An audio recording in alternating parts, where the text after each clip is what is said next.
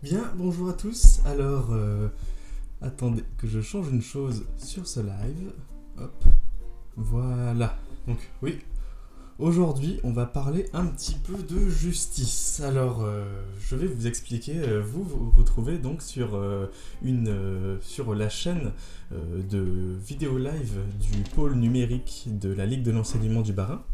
Et la vidéo que vous allez regarder, c'est une mini formation sur les ressources culturelles libres que vous pouvez utiliser autant dans vos métiers si vous voulez créer des animations et réutiliser ces ressources culturelles libres, ou même dans vos loisirs si vous souhaitez savoir où trouver des ressources culturelles libres que vous pourriez réutiliser. Alors je précise tout de suite que cette vidéo fait partie d'un programme plus large qui s'intitule La boîte à outils libre des promeneurs du net. Et ce programme est destiné à vous montrer un certain nombre de ressources, de logiciels, d'outils libres qui pourraient être utiles notamment aux promeneurs du net. Alors, que sont les promeneurs du net? Alors, excusez-moi, j'ai un petit invité qui vient vous voir. Il s'appelle Nietzsche d'ailleurs si vous voulez savoir. Et oui, les promeneurs du net, ce sont donc des intervenants, des professionnels qui interviennent auprès des jeunes et des parents, des jeunes de 12 à 25 ans, et qui rejoignent un réseau départemental pour apprendre ensemble comment fonctionnent les différentes technologies numériques et pour être capable de répondre aux nombreux questionnements qui sont suscités aujourd'hui par ces technologies.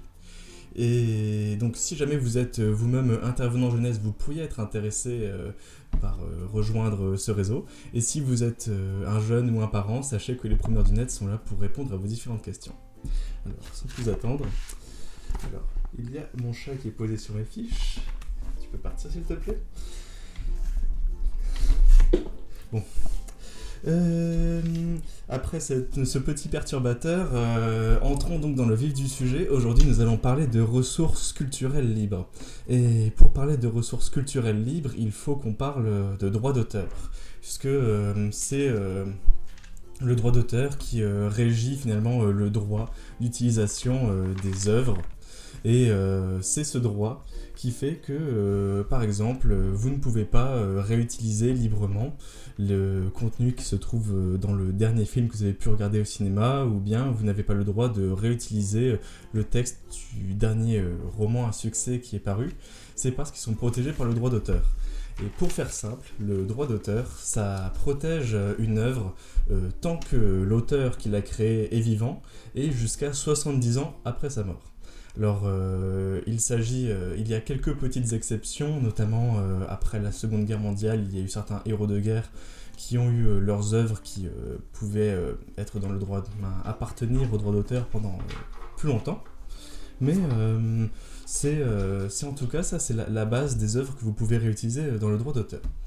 Et ce qu'il faut savoir par rapport au droit d'auteur, c'est que toute personne qui crée une œuvre, quelle qu'elle soit, si jamais vous-même vous créez si jamais vous écrivez un texte sur un logiciel, sur du papier, cette œuvre est immédiatement et automatiquement protégée par le droit d'auteur. C'est-à-dire que cette œuvre, vous en avez la paternité et toute personne qui la réutiliserait et mettrait son nom à votre place ferait une part du plagiat, ou s'il l'a diffusée sans votre consentement, on pourrait parler ici de contrefaçon.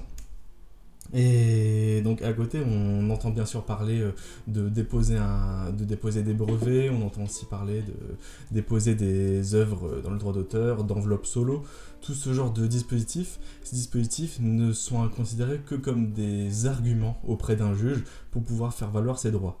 Mais le droit est très clair, il dit... très précisément, l'auteur d'une œuvre de l'esprit jouit de cette œuvre d'un droit incorporel exclusif et opposable à tous du seul fait de sa création. Ce qui veut dire que une fois que vous avez terminé d'écrire votre texte, même s'il est inachevé, dès que vous avez écrit ne serait-ce qu'un paragraphe de ce texte, il est protégé théoriquement par le droit d'auteur.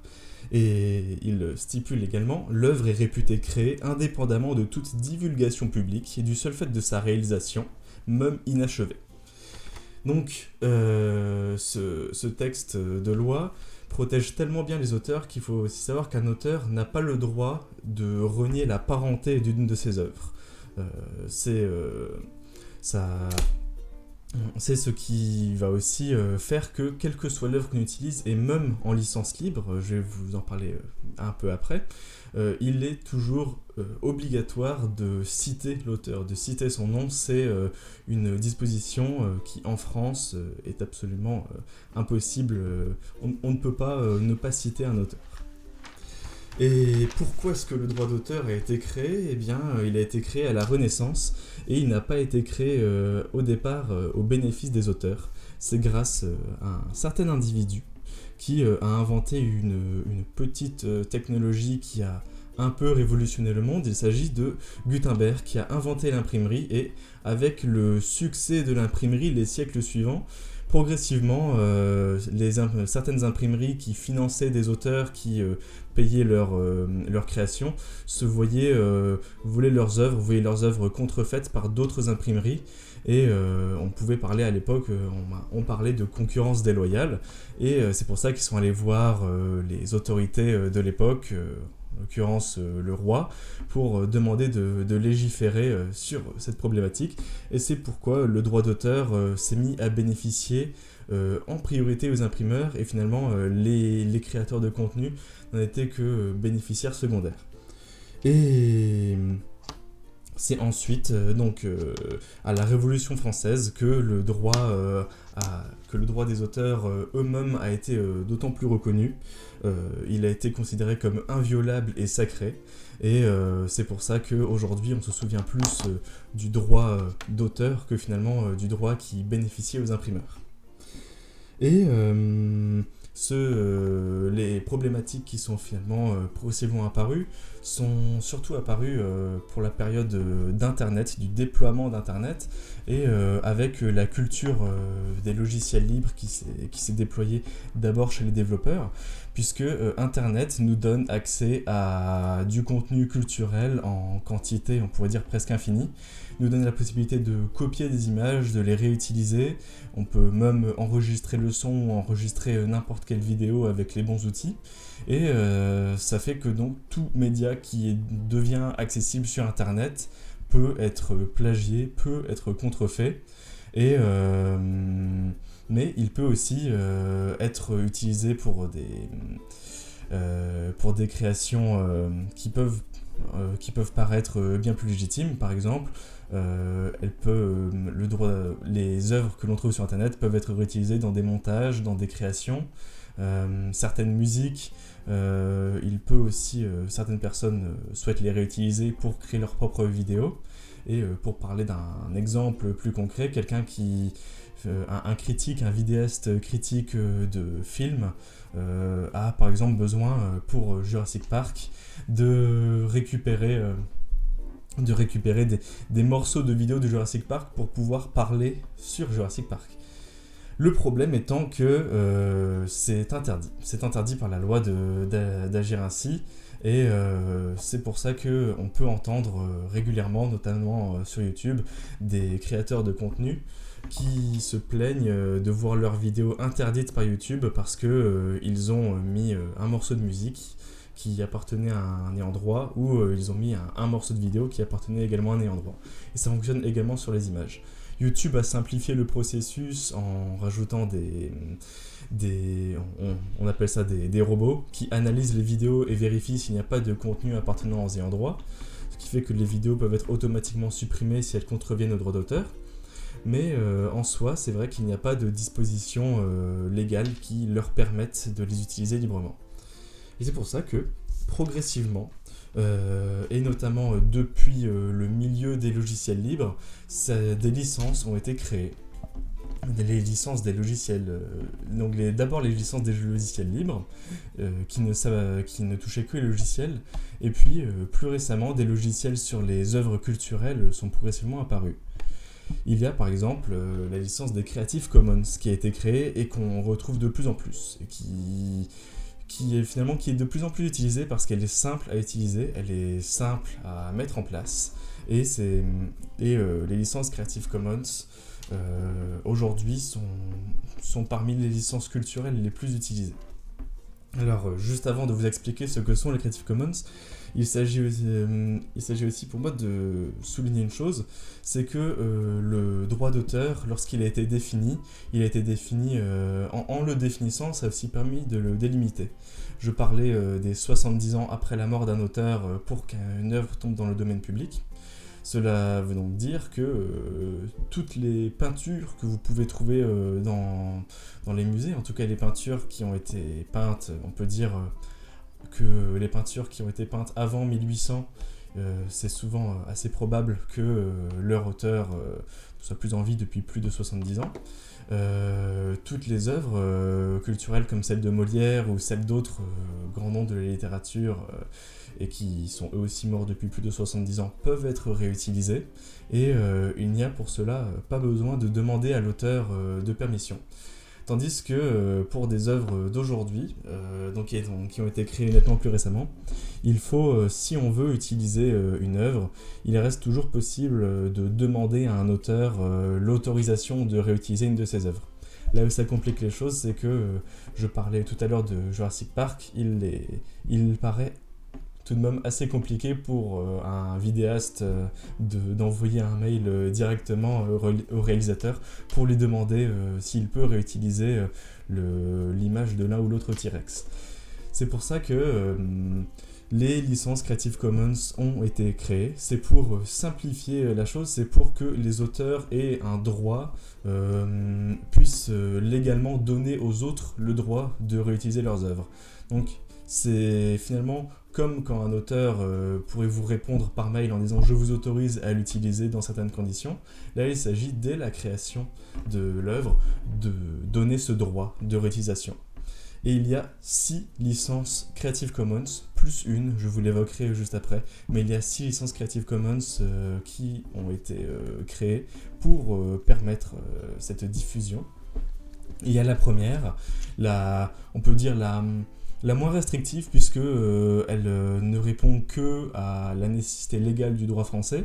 C'est une licence qui donne tous les droits de modifier, d'améliorer, de réutiliser, même de manière commerciale. La seule chose qui est nécessaire, c'est de mentionner le nom de l'auteur. Donc c'est la licence la plus basique possible. Il y a la seconde licence juste en dessous qui est la licence, on l'appelle la licence share alike. C'est une licence qui donne toujours tous les droits de modifier, de revendre même des œuvres libres, mais qui oblige la personne qui créera une œuvre à partir de cette œuvre à la distribuer sous une licence libre également. Donc qui interdit tout brevet, qui interdit ce genre de choses sur les œuvres qui suivent l'œuvre que vous auriez repris. Puis après, on arrive dans des œuvres un peu moins permissives. Par exemple, il y a la Creative Commons qui interdit tout usage commercial. Alors là, on peut dire qu'à partir de cette licence-là, on commence à sortir des licences libres, puisque les clauses non commerciales empêchent la libre diffusion des œuvres et rendent compliquées certaines choses. Par exemple, alors il n'y a pas encore eu de décision de justice là-dessus, mais si quelqu'un diffuse une musique libre de droit sous cette licence à un événement, qui aurait été par exemple subventionné même par des subventions publiques, une interprétation pourrait faire penser qu'il y a quand même un usage commercial de cette musique, parce que de l'argent a été donné pour financer cet événement. Il n'y a pas, alors ce serait l'une des conditions, on pourrait dire, les plus extrêmes, mais c'est une licence qui complique en tout cas la compréhension des Creative Commons. Ensuite, il y a l'association de la share alike, donc du partage à l'identique et de la non commerciale. Celle-ci, donc c'est comme la non commerciale, mais toute personne qui réutilise cette licence doit la publier sous licence libre non commerciale. Et maintenant, on arrive dans des licences nettement moins permissives, où il y a celle qui interdit la modification des créations. Donc c'est juste une diffusion libre en citant l'auteur, toujours bien sûr, mais interdiction de modification. Et la dernière, interdiction de modification et interdiction d'usage commercial, ce qui rend finalement cette licence la moins libre de toutes, et la seule chose qu'elle autorise, c'est la rediffusion d'une œuvre totalement identique, et interdit tout usage commercial de cette œuvre. Donc ça, ce sont les 6 licences Creative Commons les plus... c'est pas les plus connues, mais c'est finalement les 6 légales en France. Et puis, il y en a une 7e qui, si jamais vous vous intéressez davantage au sujet, vous pourriez peut-être tomber sur elle. C'est la CC0. C'est une licence où l'auteur lui-même, on peut dire, renie son droit de parenté sur l'œuvre. Et si dans certains pays, la 7e Creative Commons est autorisée, ce n'est pas le cas en France, il est toujours nécessaire de citer l'auteur. Ces licences rendent donc simplifient certaines choses, et puis il y a plusieurs auteurs, plusieurs créateurs de contenu qui considèrent que, dans la création de leurs œuvres, ils peuvent avoir besoin d'utiliser des œuvres, des sources libres. Ils peuvent par exemple avoir besoin de réutiliser certains contenus, certains textes libres de droit. Et ils trouvent logique de diffuser sous Creative Commons. Ce sont des licences qui simplifient finalement beaucoup les choses dans la réutilisation et qui ont un côté cercle vertueux, puisque plus il y aura d'œuvres sous Creative Commons, plus elles pourront être réutilisées facilement, que ce soit dans un cadre scolaire, dans un cadre artistique, dans de nombreux cadres. Et plus il y a d'œuvres sous Creative Commons, plus il y a donc de contenu réutilisable. Et j'en arrive maintenant donc à la dernière partie de cette vidéo, celle des différentes sources dans lesquelles vous pouvez trouver ce genre d'œuvre. Et il faut savoir que les Creative Commons, ou même les licences libres en général, peuvent répondre à tout type de médias différents. Il y a en premier lieu le texte. Le texte, donc il ne faut pas l'oublier, je vous rappelle, tous les textes qui ont été écrits par des personnes qui sont mortes il y a plus de 70 ans peuvent être réutilisés. Et puis il y a Wikipédia, le site, un site aujourd'hui qui est de plus en plus riche, de plus en plus fiable aussi, contrairement à une période où certaines informations pouvaient être moins vérifiées. C'est un site collaboratif avec une communauté très importante et absolument tous les contenus écrits sur Wikipédia sont diffusés en licence libre. Il est possible de reprendre un morceau de paragraphe de Wikipédia et de l'insérer dans un texte si jamais la source est citée. Alors, comme il y a énormément de contributeurs, Wikipédia, ça complique un peu les choses. En tout cas, on ne peut pas citer absolument toutes les personnes qui ont contribué à un article, mais par contre, on peut dire de quel article provient ce texte et qu'il provient de Wikipédia. Puis il y a le site du projet Gutenberg. Alors là, j'ai cherché Molière, puisque le projet Gutenberg est un site qui recense les textes qui sont tombés dans le domaine libre. Donc là, en cherchant Molière, on peut avoir accès à toutes ces œuvres, sans même avoir besoin de les acheter, puisqu'elles sont dans le domaine libre, elles sont librement téléchargeables. C'est un site de e-book libre. Et puis, il y a maintenant, alors celle-là, c'est un exemple parmi tant d'autres, j'ai pu l'évoquer lors d'autres vidéos, c'est la fondation SCP. C'est une communauté d'auteurs qui écrivent des histoires autour d'un univers, l'univers de la fondation SCP. Donc la fondation SCP, c'est un univers horrifique, alternatif, dans lequel une organisation protège l'humanité des nombreux dangers posés par des phénomènes paranormaux. Et il y a autour de cette communauté, il y a donc des personnes qui se relisent, qui écrivent et qui diffusent librement tous leurs textes. Alors, la règle de ce site, c'est donc que tout texte publié sur ce site est en Creative Commons et toute photo utilisée pour illustrer les articles doit avoir été aussi certifiée en licence libre. Donc, on peut être sûr que tout ce qu'on peut trouver sur ce site, ou presque, est sous Creative Commons. Je dis ou presque parce que le premier article qui a initié la fondation SCP n'était pas... l'article en lui-même était sous licence libre, mais la photo qui a utilisée pour illustrer cet article ne l'était pas. Et c'était la photo d'une sculpture créée par un artiste Alors je ne sais plus exactement qui est cet artiste, mais l'artiste a autorisé la fondation SCP à rediffuser la photo, mais par contre il n'autorise pas d'autres personnes à la réutiliser. On revient donc toujours à cette problématique que l'auteur peut choisir s'il diffuse une œuvre et à quel point il la diffuse. Un site qui va beaucoup vous aider, je pense, que ce soit pour de la communication ou pour de la création, c'est les images libres de droit. On peut dire qu'on en a particulièrement besoin, que ce soit pour créer de la communication, des exposés. L'image aujourd'hui est tellement omniprésente qu'il faut aussi savoir où en trouver des images libres de droit, et il y a le site Pixabay, sur lequel les images sont normalement publiées en étant libres de droit. Je dis normalement parce que le site ne vérifie pas si elles sont libres de droit. Ça veut dire que certains usagers du site peuvent très bien récupérer des images et les diffuser sur le site alors qu'elles ne seraient pas libres. Mais pour le moment, j'ai revérifié à chaque fois que j'ai pu prendre des images sur ce site, et toutes celles sur lesquelles j'étais tombé étaient réellement libres de droit, donc je le considère en tout cas pour le moment comme particulièrement fiable. Puis il y a les Wikimedia.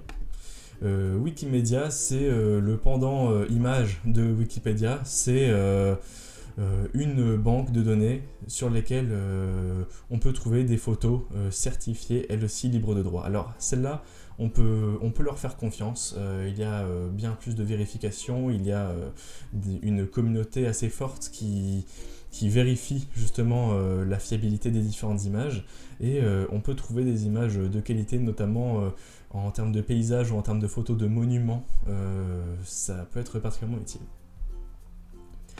Et on en arrive à une chose un peu plus complexe, c'est les vidéos libres de droit. Puisque il est plus difficile de trouver des vidéos libres de droit, à moins que l'auteur stipule que les vidéos sont réellement libres de droit. Mais il y a un certain nombre d'outils qui permettent de les retrouver. Et YouTube a un filtre qui permet, à la manière de Google, de filtrer les vidéos libres de droit. Donc là, je cherche par exemple des vidéos histoire. Ici je peux avoir toute une liste de vidéos histoire différentes, et quand je vais dans filtre, il est possible de choisir de ne voir que des vidéos sous Creative Commons, et on peut voir qu'il reste un nombre conséquent de contenus qui sont libres de droit et qui peuvent donc être réutilisés bien plus facilement si vous avez besoin de les présenter. Il y a certains auteurs, certains vidéastes qui diffusent toutes leurs vidéos en Creative Commons.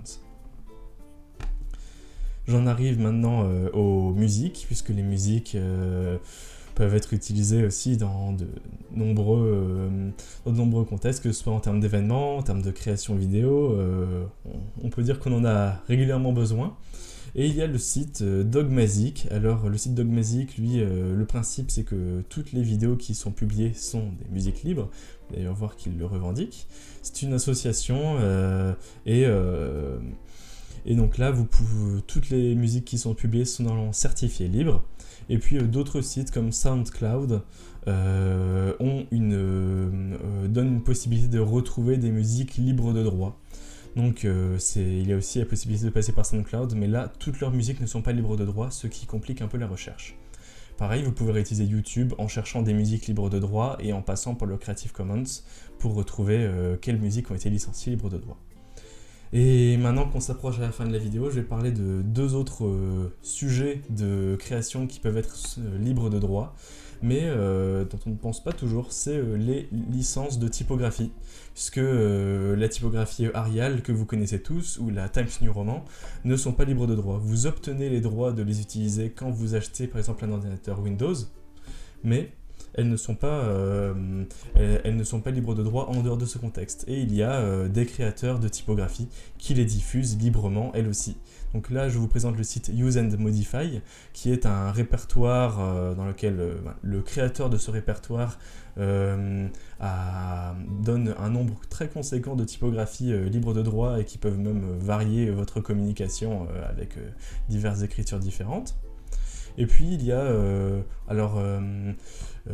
ce qu'on appelle les créateurs de typos sont appelés des fonderies, puisque à la base les typographies, nous revenons encore à l'imprimerie, étaient fondues dans du métal et utilisées ensuite sur sur les machines à imprimer. Et donc on appelle toujours fonderie les entreprises qui créent des typographies, même si elles sont numériques aujourd'hui. Et là, c'est une association, une fonderie de typographie française libre, avec beaucoup de typographies souvent créées par des étudiants, mais pas que, et des typographies elles aussi libres. Elles sortent un peu des typographies classiques comme celles qu'on peut trouver sur Use and Modify, mais Velveteen offre un certain nombre de typos, et certaines d'entre elles, vous pourrez peut-être même reconnaître que dans certaines communications publiques, il y a des typos qu'on a tendance à retrouver. Un dernier sujet, celui des objets libres, puisqu'il est possible de publier un plan librement. Et là, je ne vous présenterai qu'un site pour ce projet, c'est le site de LibreObjet, mais il en existe plein d'autres.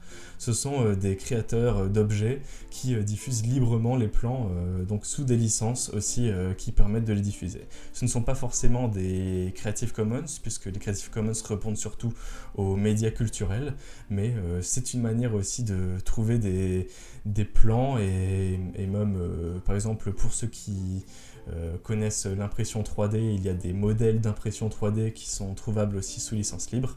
Donc les licences touchent jusqu'à ce genre d'objet. J'en arrive maintenant à la fin de ce petit répertoire.